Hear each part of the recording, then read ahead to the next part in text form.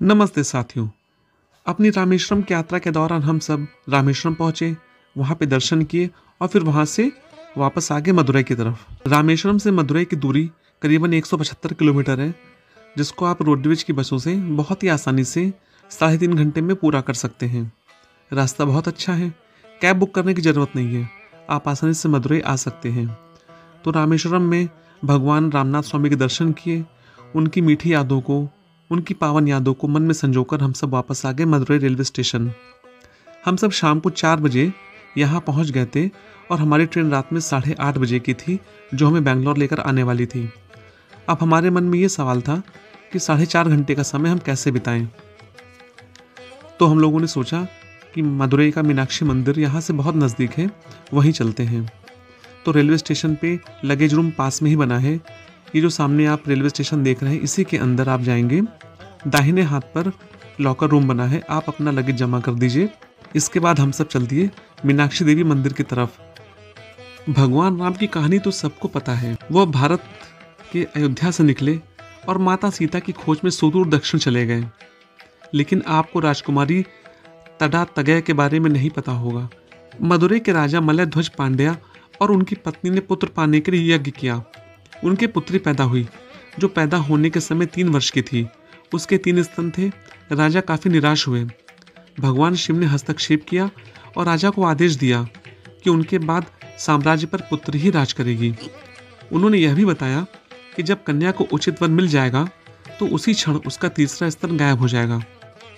वह राजकुमारी उपयुक्त वर की तलाश में दक्षिण के मदुरई शहर से उत्तर भारत के कैलाश पर्वत तक पहुंच गईं। कालांतर में तड़ा तगय का नाम मीनाक्षी पड़ा। वह राज सिंहासन पर बैठी। मीनाक्षी का मतलब होता है जिसकी आंखें मछली के आकार की हो, मतलब सुडौल हो। पराक्रमी रानी पूरी दुनिया पर राज करना चाहती थी।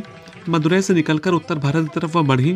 रास्ते में सारे राजाओं को पराजित किया, यहाँ तक कि देवताओं, शिव के गण और शिव की सवारी नंदी को भी पराजित किया।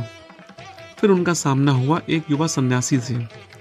जब उनकी नजरें मिली तो मीनाक्षी का तीसरा स्तन स्वतः गायब हो गया। तब उन्हें समझ में आया कि वही सन्यासी उनका वर बनने के लिए उपयुक्त है। वह सन्यासी वास्तव में शिव भगवान थे और तब मीनाक्षी को भान हुआ कि वह पार्वती का रूप है। वह उन्हें लेकर मदुरई लौटी।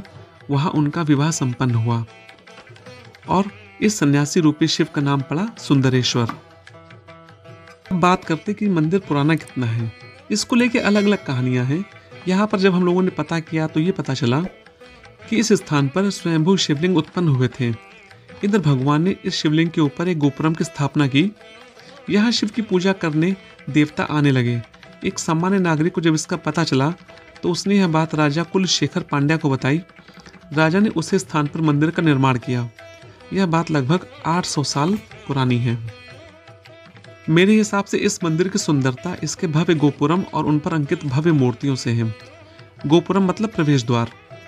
कई तो यह समझ बैठते हैं कि यही शायद मंदिर है। यह तो सिर्फ एक प्रवेश द्वार है।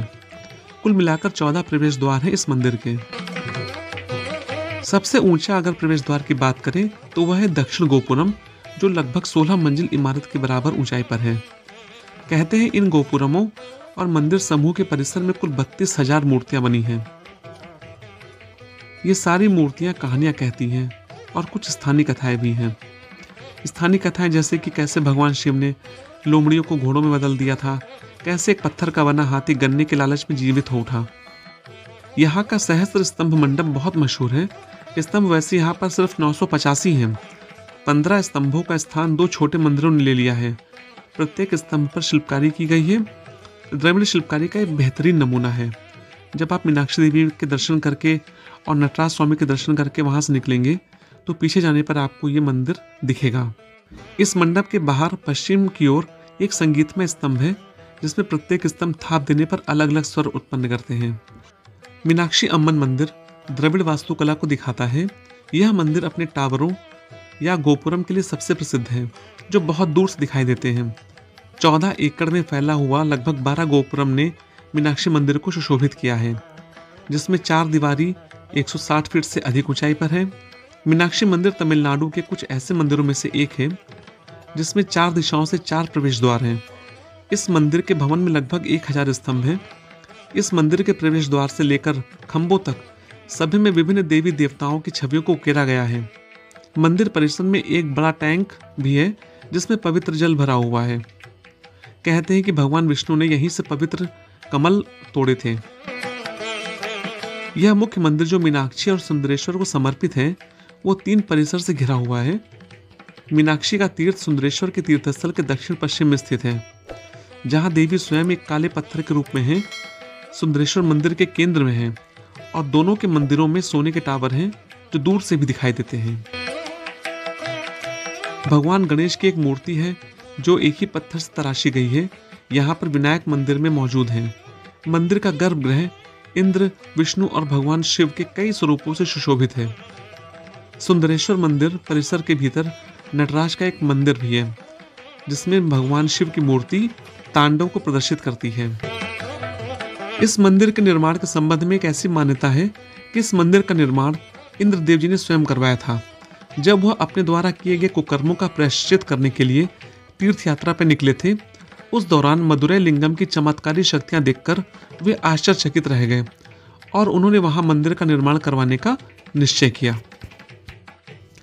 मीनाक्षी को मीनाक्षी सुंदरेश्वर मंदिर और अम्मन मंदिर के रूप में भी जाना जाता है। यह मंदिर भगवान शिव और उनकी पत्नी पार्वती को समर्पित है, जो देवी पार्वती के सबसे पवित्र मंदिरों में से एक है।